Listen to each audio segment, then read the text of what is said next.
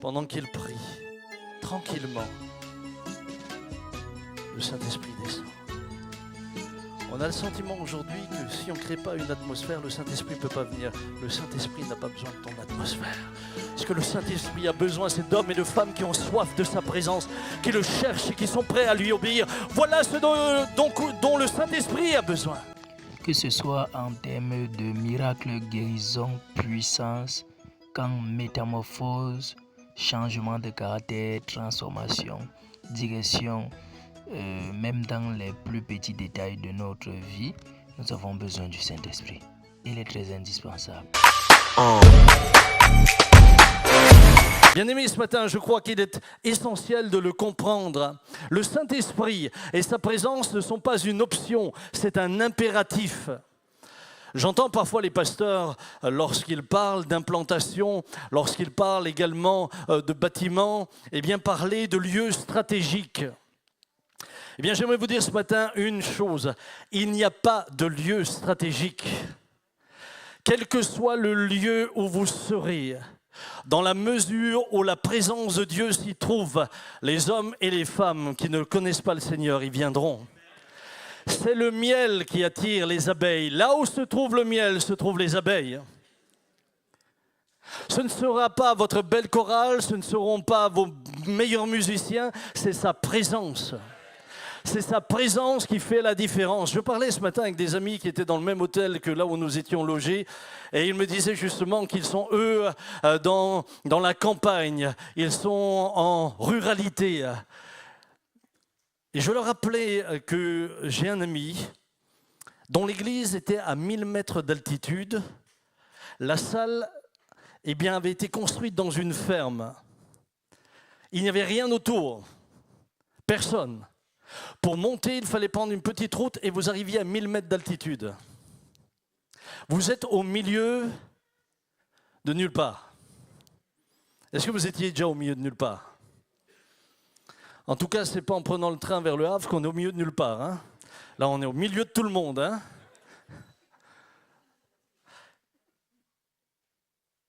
Mais la présence de Dieu s'est manifestée dans ce lieu. Des malades ont commencé à être guéris, des démons ont été chassés, des gens ont été transformés. Ils étaient 300 dans l'église, au-dessus de la montagne.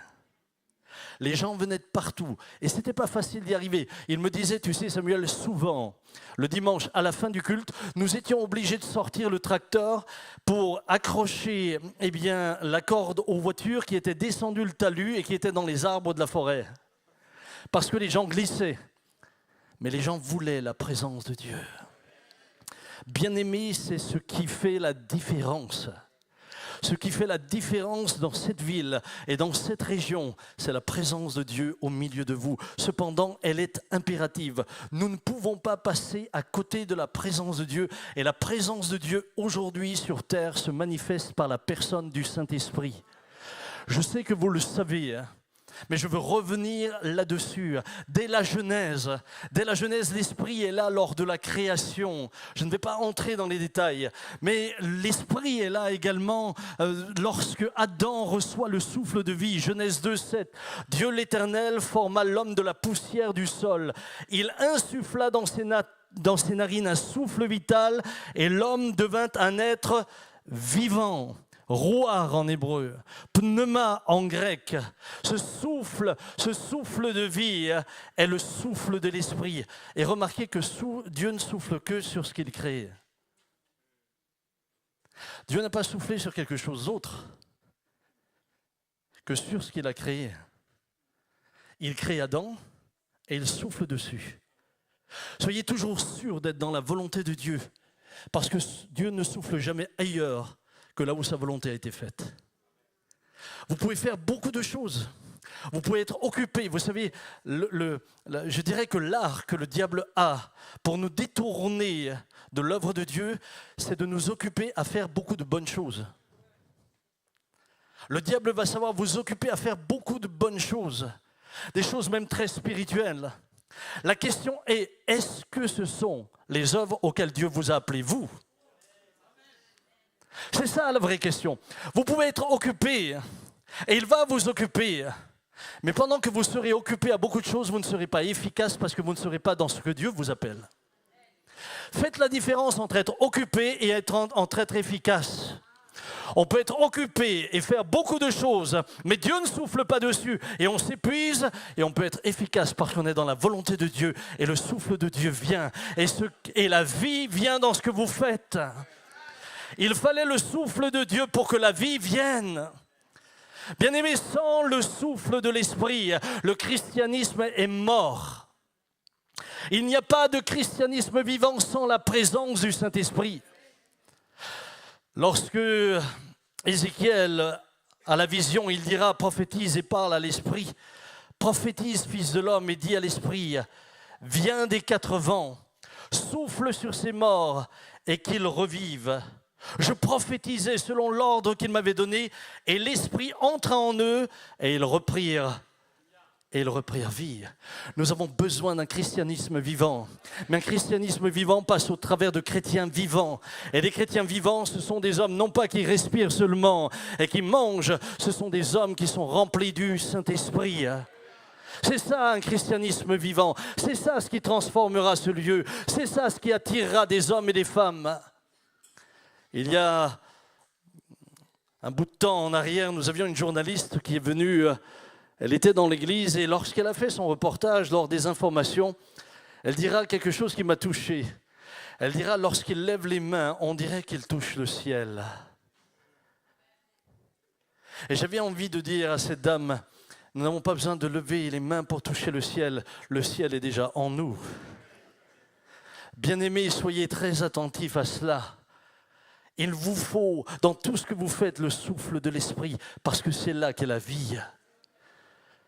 Veillez à ne pas vous engager dans tout ce qui pourrait vous faire faire de bonnes choses, mais pas celles auxquelles Dieu vous attend. Faites celles dans lesquelles Dieu vous a donné rendez-vous. Faites celles qui sont votre sphère d'autorité. Il y a une sphère d'autorité. Et dans cette sphère d'autorité, Dieu vous a donné des dons. La sphère d'autorité d'un oiseau, c'est quoi? C'est voler, c'est le ciel. C'est sa sphère d'autorité.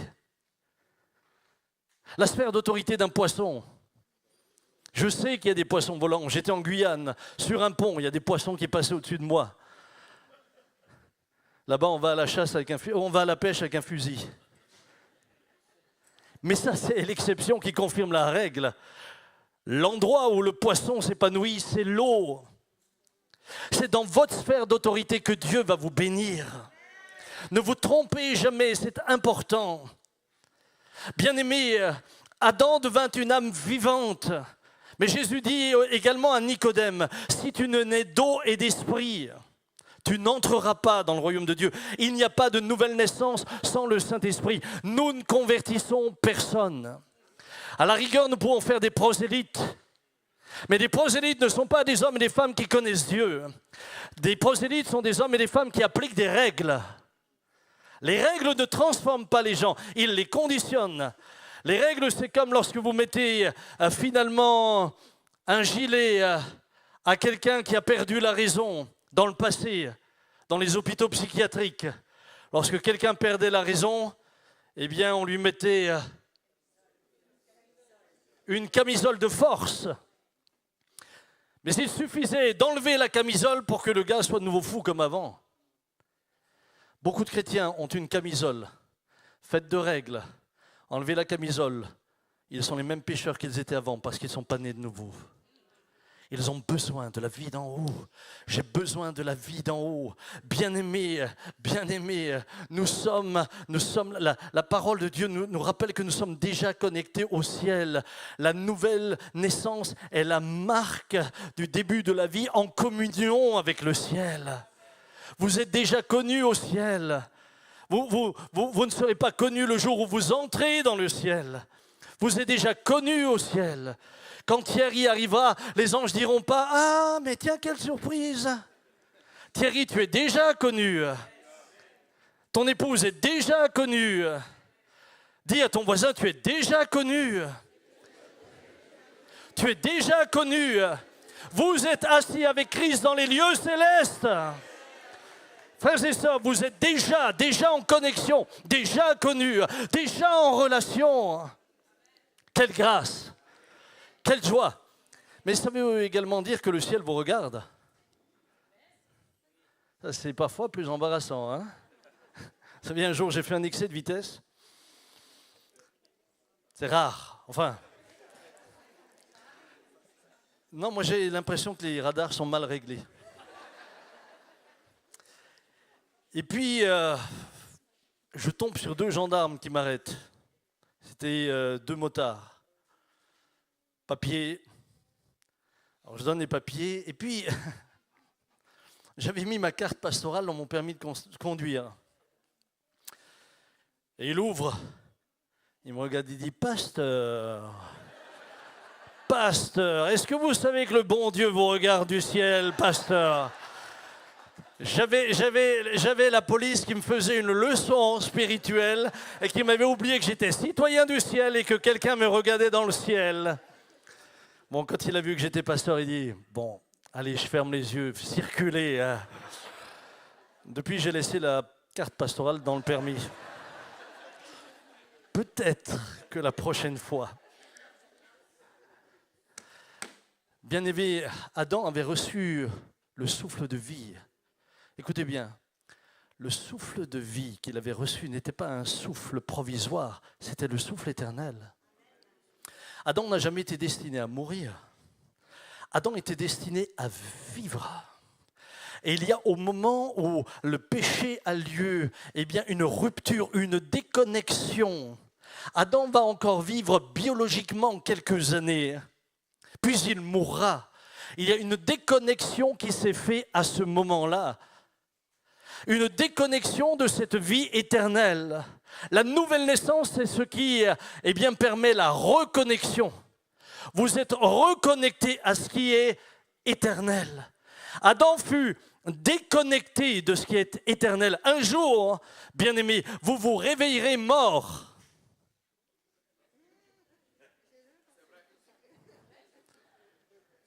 Mon frère, toi qui es médecin, tu le sais, un jour on se réveillera mort. C'est-à-dire vous vous réveillerez et vous vous rendrez compte que ce véhicule dans lequel vous habitiez est mort. Mais vous continuez à vivre. J'ai une de mes cousines, elle a grandi comme moi dans une famille chrétienne. Malheureusement, elle n'a pas suivi les mêmes voies que le restant de la famille. Pour différentes raisons, je ne rentrerai pas là-dedans, mais elle va réussir passablement, elle finira à Rolex dans la direction, etc. Donc, évidemment, il y avait des moyens. C'était aussi une belle femme, donc tout lui était ouvert pour vivre une vie selon le monde. Elle la vivra, et à l'âge de 40 ans, elle fait un accident de voiture.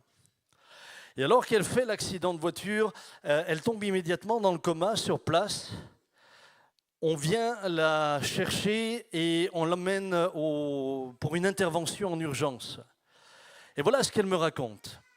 Alors qu'elle était là sur la table d'opération, que les médecins étaient en train de s'occuper d'elle, elle me dirait, il y avait 6, elle sait encore exactement combien ils étaient, il y avait là 6 médecins, des chirurgiens qui étaient en train de la soigner.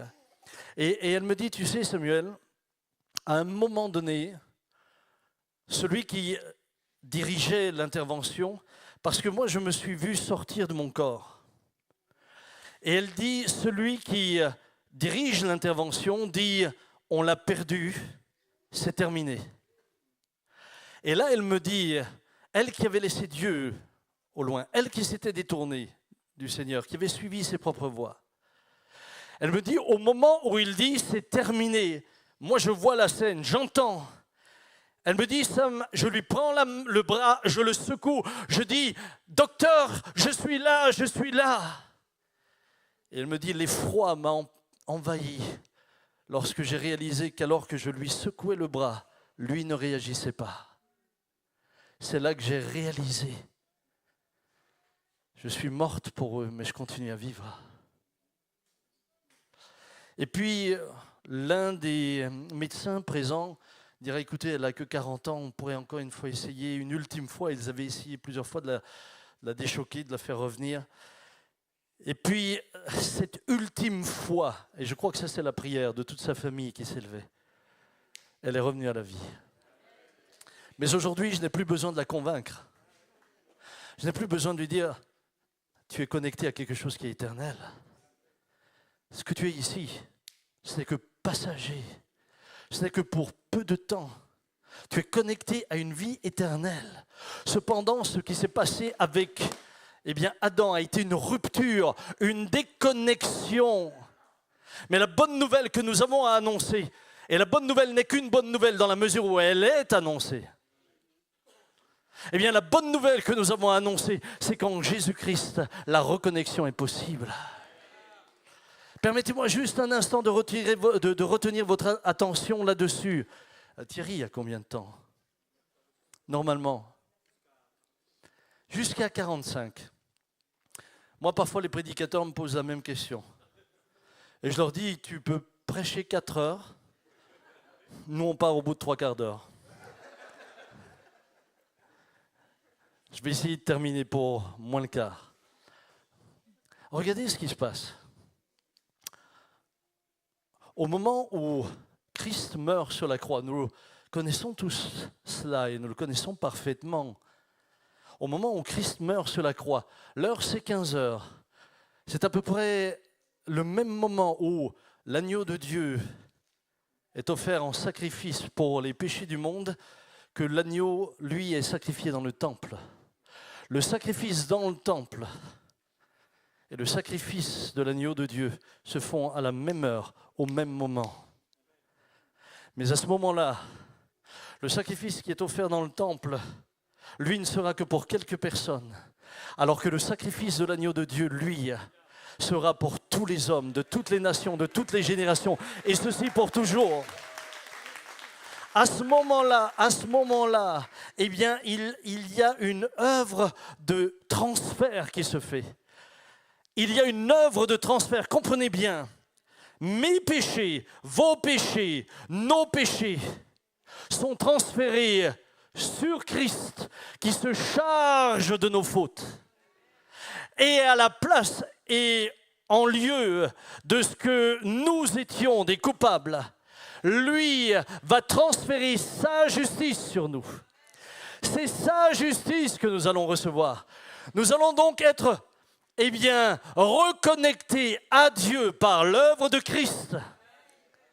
Mais ce que nous oublions trop souvent et duquel nous ne parlons que rarement, voire jamais, c'est qu'au moment où le Christ meurt sur la croix, il y a un autre transfert. Et ce transfert est essentiel. Ce transfert est capital. Au moment où Christ meurt là-bas à Golgotha, à partir du moment où il donne le dernier souffle, au même moment, tous les animaux qui mourront ce jour-là sont morts pour rien dans le temple.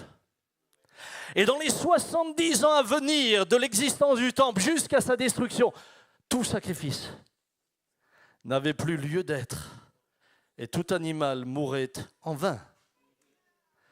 Cependant, voilà où est le transfert.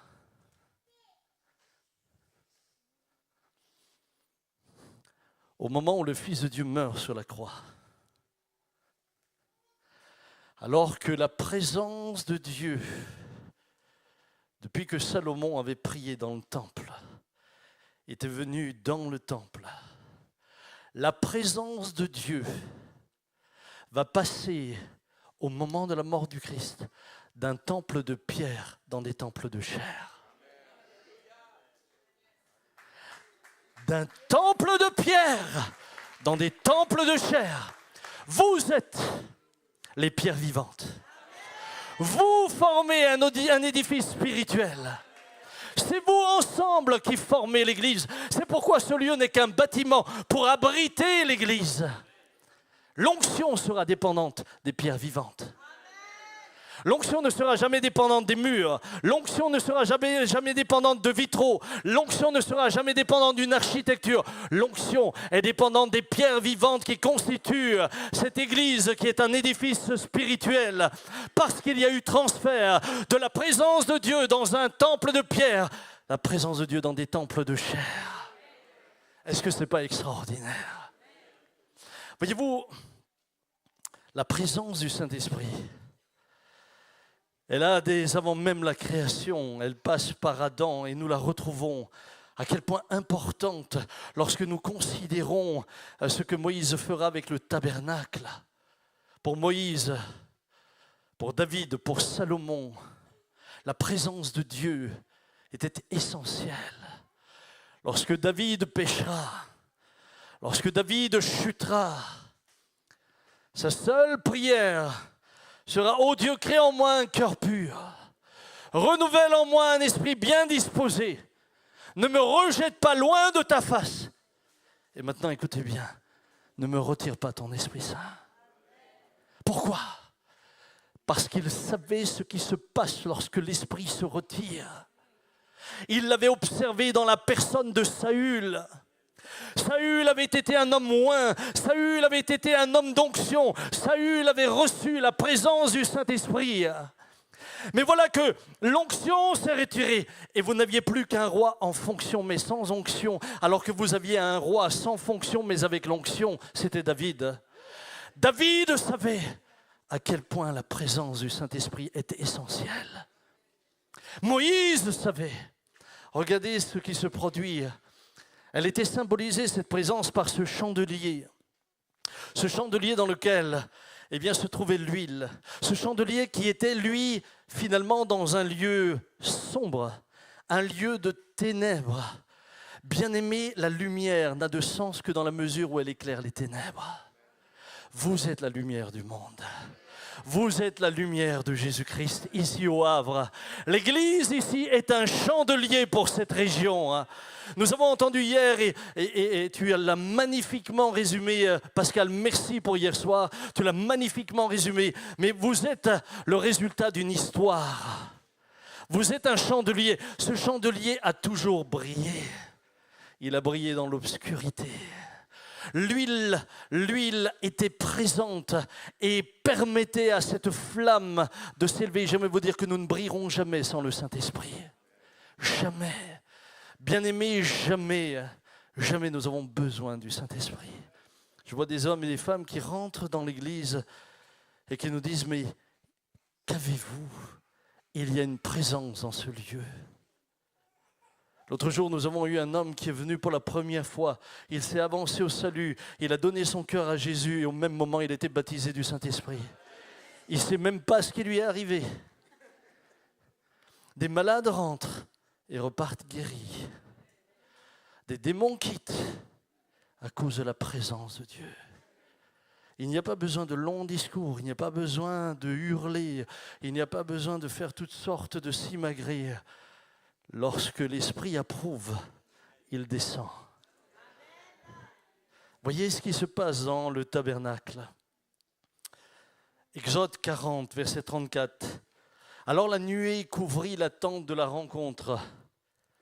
Ça ira mieux avec les lunettes, hein? Et la gloire de l'Éternel remplit le tabernacle. Moïse ne pouvait pas entrer dans la tente de la rencontre parce que la nuée demeurait sur elle et que la gloire de l'Éternel remplissait le tabernacle. Voilà ce qui fait la différence. La gloire de l'Éternel remplit le tabernacle. Vous ne pouvez pas le fabriquer. Bien-aimés, vous ne pouvez pas le fabriquer. Nous, pasteurs, nous savons comment fabriquer une ambiance. Je sais fabriquer une ambiance.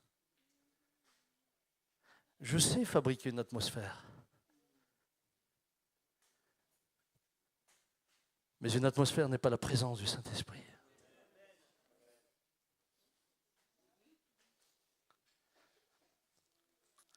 Vous pouvez avoir d'excellents choristes, d'excellents musiciens. Les gens peuvent pleurer d'émotion. C'est toujours pas encore le Saint-Esprit. Le Saint-Esprit vous mène dans la crainte de Dieu et la sainteté. Et quand je vois parfois des lieux où on me dit le Saint-Esprit est en train d'agir et que je vois le péché abonder, je dis comment est-ce possible ? Le Saint-Esprit me mène toujours dans la sainteté de Dieu. Quand vous lisez Ézéchiel, quand vous lisez ces hommes qui ont eu des visions, la crainte de Dieu ne peut que vous saisir. Nous sommes loin de la légèreté parfois de certains rassemblements. La crainte de Dieu. Alors regardez ce qui s'est passé dans le livre des Chroniques. Nous l'avons lu en introduction lorsque Salomon eut achevé de prier. Le feu descendit du ciel et consuma l'holocauste, ainsi que les sacrifices et la gloire de l'Éternel remplit la maison. Les sacrificateurs ne pouvaient entrer dans la maison de l'Éternel car la gloire de l'Éternel remplissait la maison. Tous les Israélites voyaient descendre le feu et la gloire de l'Éternel sur la maison. Ils s'inclinèrent le visage contre terre sur le pavé, se prosternèrent et louèrent l'Éternel en disant « Car il est bon, car sa bienveillance dure à toujours. » Avez-vous remarqué que dans les deux premiers cas, que ce soit la dédicace du tabernacle ou la dédicace du temple, avez-vous fait cette remarque? C'est que les sacrificateurs ne pouvaient pas rentrer dans la présence là où était Dieu. Avez-vous remarqué qu'il y avait une telle présence, une telle onction, qu'ils étaient obligés d'en sortir, tous sacrificateurs qu'ils étaient? Mais je vais vous dire une chose, et c'est ça la bonne nouvelle ce matin. C'est ça cette merveilleuse nouvelle, c'est que l'Église a aussi été dédicacée. Certains diront que l'Église est née à la Pentecôte. Moi, je crois que l'Église est née à la croix. Parce que c'est à partir du moment où nous avons pu être pardonnés et sanctifiés que nous sommes devenus en mesure d'être le temple du Dieu vivant, le temple du Saint-Esprit. Mais il y a une dédicace de ce temple et il a lieu à la Pentecôte. C'est à la Pentecôte que l'Église a été dédicacée. C'est à la Pentecôte, comme il y a eu une dédicace au moment du temple, comme il y a une dédicace du tabernacle, il y aura eu une dédicace de ce qui fait le temple de Dieu aujourd'hui. L'Église que nous sommes tous ensemble, il va dédicacer des pierres vivantes. Le Saint-Esprit va descendre sur eux, 120 dans un seul lieu. Et soudain l'Esprit descend. Et maintenant, remarquez une chose, c'est que là où les autres ne pouvaient pas se tenir dans la présence de Dieu, les 120 pouvaient rester dans la présence de Dieu. Parce que tout d'un coup, l'Esprit n'est plus descendu dans un bâtiment, il est descendu en eux.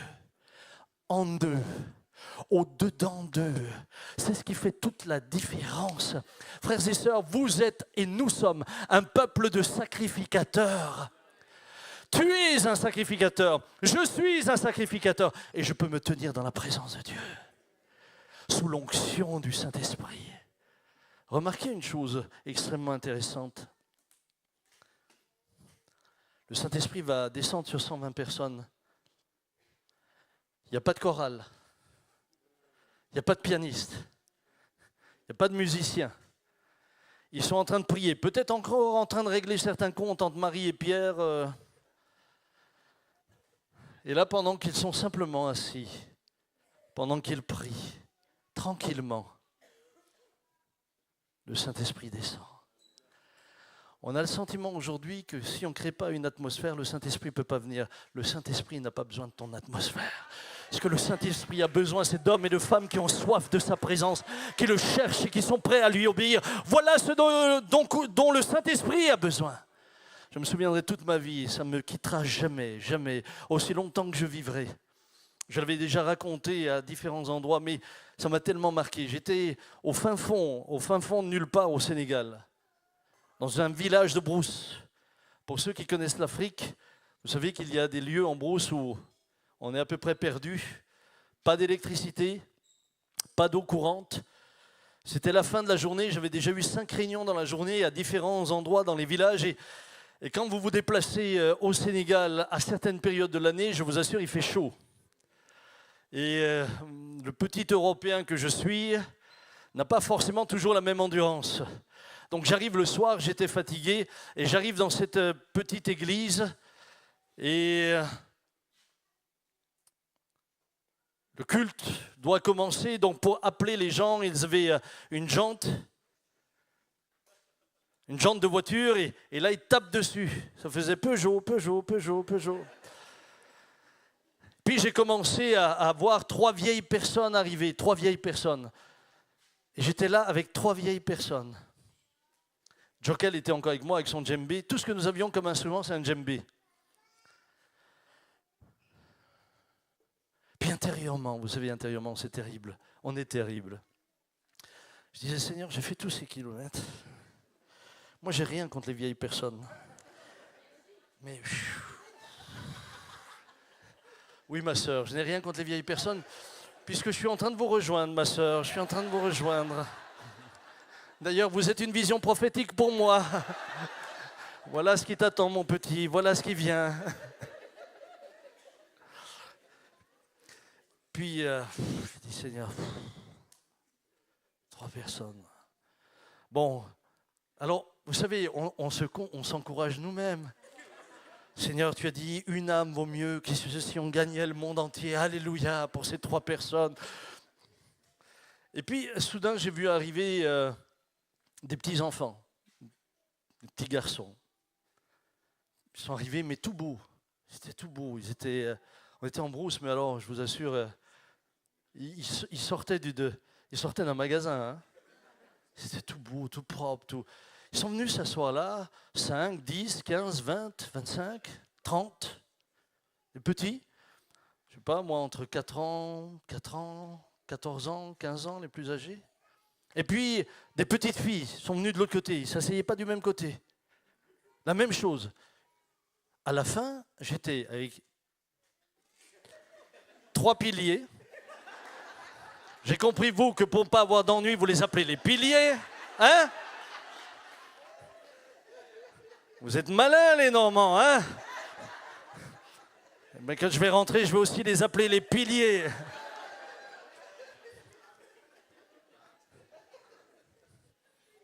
Mais quand je vois certains piliers, ça m'inquiète pour le bâtiment, hein?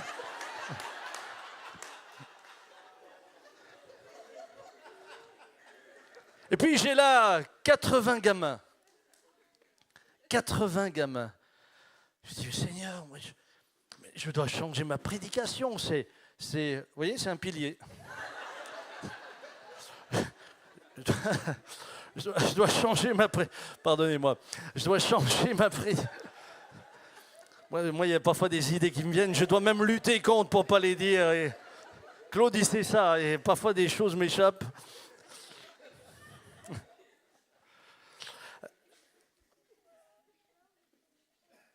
Et je dis, mais Seigneur, mais c'est des gamins, mais c'est une école du dimanche. Il faut que je change de message. Alors j'ai changé. On est des tout-terrains, il faut savoir s'adapter. Puis je leur annonce l'évangile. Je fais un appel au salut. On aurait dit que c'est Staline qui fait l'appel. 100% qui lève la main. Je me suis dit, mais c'est pas possible. Alors intérieurement, je me disais, Seigneur, ils n'ont pas bien compris. C'est la première fois que j'ai une réponse à 100%.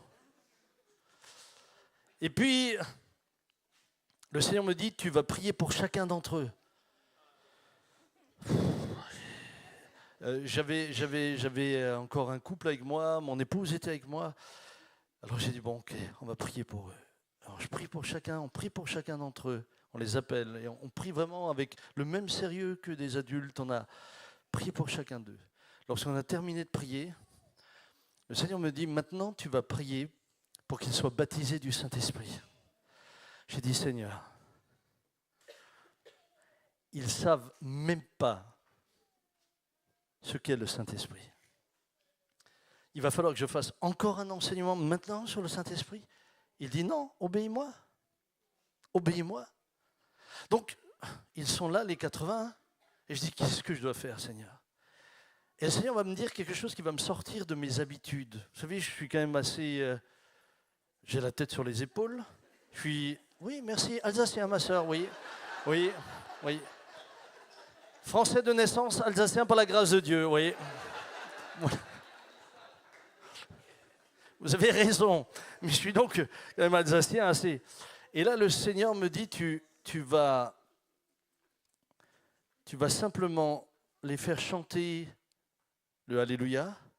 Et quand je te le dis, tu frapperas dans les mains et moi je vais descendre.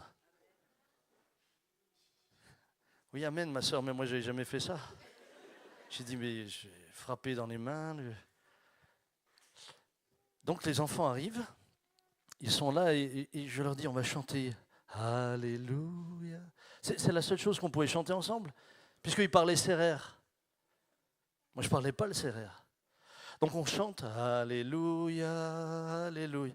Et intérieurement, je disais, mais il n'y avait pas de micro. Je vous rappelle, il n'y a pas d'électricité, il n'y a rien. Est-ce que vous avez déjà entendu 80 petits Africains chanter de tout leur cœur Alléluia? Qui a déjà entendu ça? Mais là, ton truc de décibels,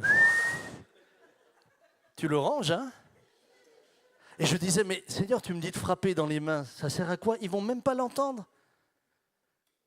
C'est comme si le Seigneur me disait, je ne te demande pas de comprendre ce que je te dis de faire, je te demande de faire ce que je te dis. Alors ils se mettent à chanter une première fois, Alléluia. Et vous savez, j'étais très inquiet parce qu'en plus de ça, il y avait ma femme dans l'auditoire. Et si je fais un truc bizarre et ma femme le voit, après, pourquoi tu as fait ça? Ça veut dire quoi ça? Je vis une espèce de tourmente. Je disais, Seigneur, mais il faut que quelque chose se passe, hein, parce que sinon je ne suis plus tranquille, moi je ne veux plus dormir. Hein. Et puis on chante Alléluia, une première fois, et intérieurement je disais, quand? C'est quand, Seigneur? C'est quand que je dois frapper dans les mains? Et on chante une deuxième fois, et soudain le Seigneur me dit, maintenant, frappe dans les mains. Alors j'ai juste fait comme ça, j'ai jamais fait ça. Thierry, tu me connais un peu? C'est un défi pour moi. Alors j'ai fait comme ça. Au moment où je frappe dans les mains, bien-aimé, je ne savais pas que ça existait. La puissance de Dieu est venue avec une telle, j'allais dire presque violence. C'était un bruit. C'est un bruit. J'ai vu ces enfants tomber à terre. J'ai vu les enfants être baptisés du Saint-Esprit. Les démons se manifestaient et quittaient les corps. Immédiatement, ces enfants n'avaient reçu aucun enseignement. Je n'avais absolument pas prêché là-dessus. Ils n'étaient pas conditionnés dans leur esprit. Mais le Saint-Esprit descendra avec une telle puissance. Et la parole qui accompagnera sera de ce lieu, j'enverrai les serviteurs de Dieu dans ce pays. Aujourd'hui, tous nos responsables, la plupart de nos responsables d'église au Sénégal viennent de cet endroit-là et de ce soir-là. Frères et sœurs, nous avons besoin du Saint-Esprit. J'ai besoin du Saint-Esprit. Mais l'Esprit ne vient que sur ce qu'il approuve. Ce que je regrette trop souvent, et je termine par là sans repartir dans un nouveau ou une nouvelle réflexion, mais ce que je regrette trop souvent, c'est que lorsqu'on parle du Saint-Esprit, de sa puissance, on parle surtout de miracles. On parle de guérison et Dieu seul sait combien je demande à Dieu des guérisons et nous avons la grâce d'en voir, nous avons vu vraiment des choses merveilleuses. Mais j'aimerais vous dire que nous taisons trop souvent le fait que quand le Saint-Esprit vient la sainteté de Dieu, vient la crainte de l'Éternel, vient cette pureté qui vient d'en haut. Voyez-vous, lorsque David fut loin, Samuel mit l'huile sur sa tête. Pourquoi sur sa tête? Parce que la première des choses que Dieu fait, c'est qu'il va transformer votre manière de penser. Vous allez non seulement apprendre à penser selon Dieu, David va penser selon Dieu. C'est ce qui va faire la différence entre lui et l'armée. L'armée était très pragmatique et on a trop souvent des croyants trop pragmatiques qui entreprennent et envisagent les choses d'après ce qu'eux pensent pouvoir faire. L'armée disait, et je l'avais déjà dit souvent, l'armée disait, Goliath est trop grand, trop gros, trop lourd, trop large pour qu'on le batte. David vient avec un autre état d'esprit et il dit, Goliath est tellement grand, tellement gros, tellement large qu'on ne peut pas le rater.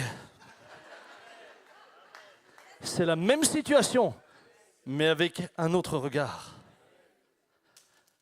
Cependant, le même Paul, duquel parlait Pascal hier soir, accompagné de très grands miracles, est également celui qui va exhorter les Romains chapitre 8. Vivez selon l'esprit et non pas selon la chair.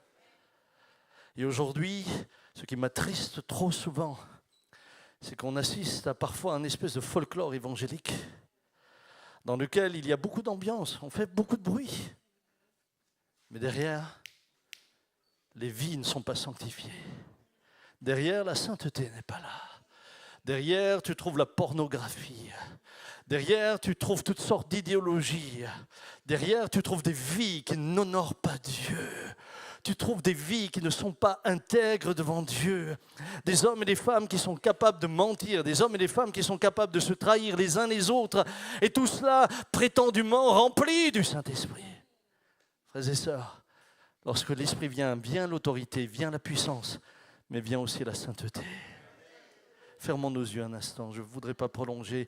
Est-ce que je pourrais demander à notre frère qui est au clavier de venir me rejoindre? Frère ou sœur, je ne sais pas qui c'était. Père, nous sommes là devant toi ce matin et nous dédicassons non pas ce lieu, mais cette église. Seigneur, je ne suis pas venu dédicacer des murs, mais des hommes et des femmes. Des hommes et des femmes qui t'appartiennent. Des hommes et des femmes qui sont tes enfants. Des hommes et des femmes qui sont tes fils et tes filles.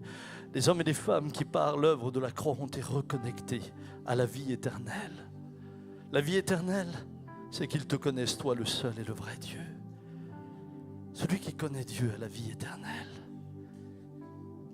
Mais celui qui connaît Dieu garde ses commandements. Celui qui connaît Dieu ne peut haïr son frère. Parce que celui qui dit qu'il aime Dieu et qui hait son frère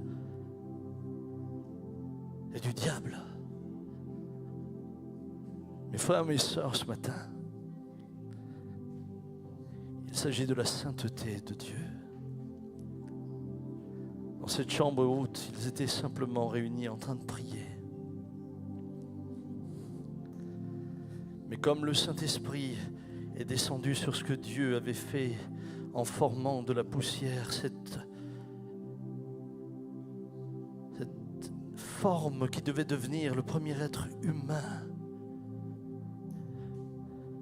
le Saint-Esprit dédicacera cette première église parce qu'elle était dans la volonté de Dieu. Ils étaient simplement sa présence. Des hommes et des femmes non pas parfaits, nous le savons.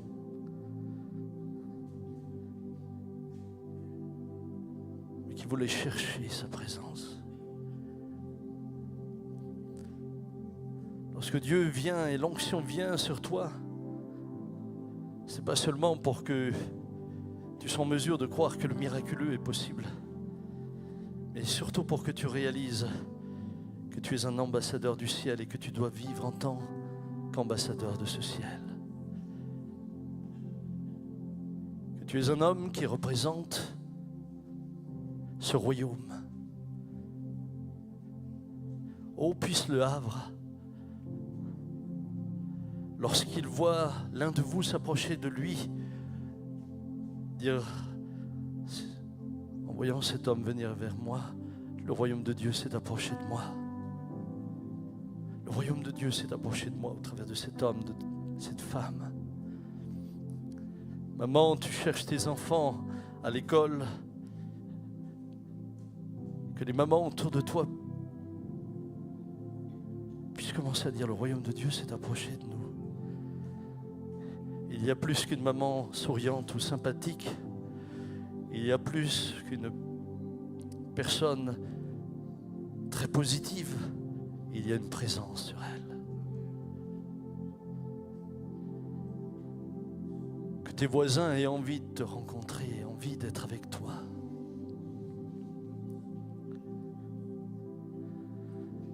Que ta manière de penser la vie change.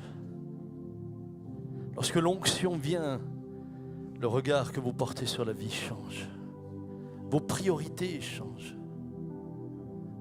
Je suis toujours surpris de ces hommes et de ces femmes qui me disent qu'ils sont citoyens du ciel, mais en même temps, qui concrètement me font la démonstration qu'ils sont surtout citoyens de la terre. Tout ce qu'ils ont investi, c'est que pour la terre. Toutes leurs priorités ne sont qu'en fonction de leur bien-être, de leur réussite. Non pas que Dieu ne veut pas que nous réussissions, là n'est pas la question. Quelles sont vos priorités? Quelles sont mes priorités? Quelle est la vision que tu as de la vie? L'Ecclésiaste, après avoir fait tout ce que les humains peuvent vouloir faire, parlant de réussite, mais aussi d'échec, dira en finalité, tout n'est que vanité des vanités. Pourquoi? Parce que le vrai sens de la vie est lié à l'éternité qui est devant nous. Il est là ce matin, notre merveilleux Sauveur. Où 2 ou 3 sont réunis, je suis au milieu d'eux. Il est là, ce merveilleux Saint-Esprit. Esprit de sainteté. Il porte dans la définition même de son nom ce qu'il est, l'Esprit Saint. L'Esprit Saint ne peut que produire la sainteté. Alors que nous sommes là ce matin, les yeux fermés dans le recueillement, Paul dira que chacun donc s'éprouve lui-même.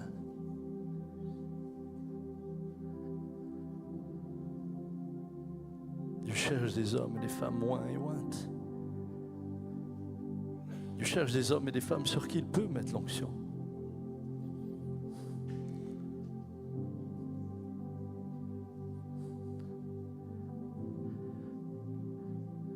Le sacrifice de bonne odeur est celui qui attire le feu. Les prophètes de Baal avaient fait les mêmes sacrifices. Les prophètes de Baal avaient eux aussi sacrifié. Aucun feu n'est descendu.